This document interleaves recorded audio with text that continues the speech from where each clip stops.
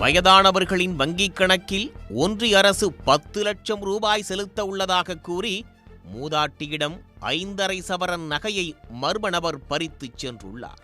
ஒன்றிய அரசின் சேவை மைய ஊழியர் என கூறி கைவரிசை காட்டியவர் சிக்குவாரா?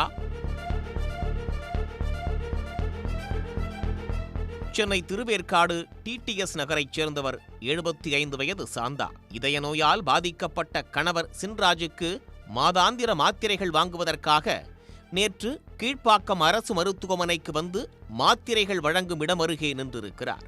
அப்போது அங்கு வந்த 40 வயது மதிக்கத்தக்க மர்ம நபர் ஒருவர் மூதாட்டியிடம் நைசாக பேச்சு கொடுத்துள்ளார். ஒன்றிய அரசின் மக்கள் சேவை மையத்திலிருந்து வந்திருப்பதாகவும் ஒன்றிய அரசு வரும் 13ஆம் தேதி வயதானவர்களுக்கு 10 லட்சம் ரூபாய் வங்கிக் கணக்கில் செலுத்த இருப்பதாகவும் கூறியிருக்கிறார். அதனால் இந்த வெள்ளை பேப்பரில் கையெழுத்திடுங்கள் என கூறி 4 இடங்களில் மூதாட்டியிடம் கையெழுத்து வாங்கியுள்ளார்.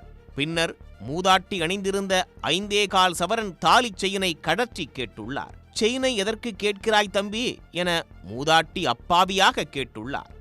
அதற்கு அந்த மர்ம நபர் செயினில் ஒரு நம்பர் இருக்கும் என்றும் அதனை பார்த்து எழுத வேண்டும் என்றும் தெரிவித்துள்ளார். 10 லட்சம் ரூபாய் வரப்போகும் ஆசையில் மூதாட்டியும் செயினை கடற்றி கொடுத்துள்ளார்.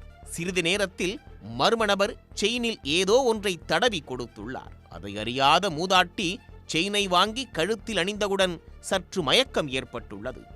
அப்போது அந்த மர்ம நபர் மூதாட்டியிடம் மீண்டும் செயினை கடற்றி கேட்டபோது பாதி நினைவில் மூதாட்டியே அவரது செயினை கொடுத்துள்ளார். செயினை வாங்கிய மர்ம நபர் சற்று நேரத்தில் தான் திரும்பி வருவதாகவும் ஓரமாக அமர்ந்திருங்கள் என்று கூறியும் அங்கிருந்து சென்று விட்டார். வெகு நேரமாகியும் திரும்பி வராததால் மூதாட்டி அவரது மகள் கண்ணகியை வரவைத்து பின்னர் பிற்பகல் 3 மணிக்கு கீழ்ப்பாக்கம் காவல் நிலையத்திற்கு வந்து புகார் தெரிவித்துள்ளார். கண்காணிப்பு கேமரா பதிவுகளை கொண்டு மூதாட்டியை ஏமாற்றிய மோசடி நபரை போலீசார் தேடி வருகின்றனர்.